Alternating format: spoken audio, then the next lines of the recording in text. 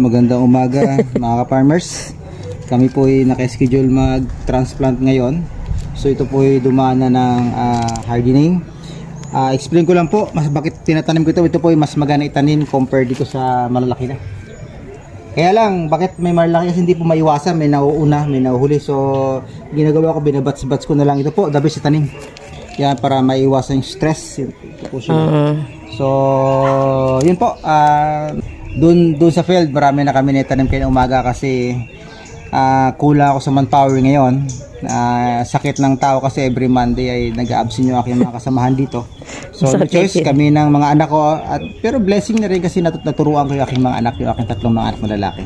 So kailangan sa lalaki naiintindihan itong ginagawa namin, nating mga magulang. Mahalaga sa mga anak na naintindihan ng mga anak yung ginagawa nating mga magulang. So yun po,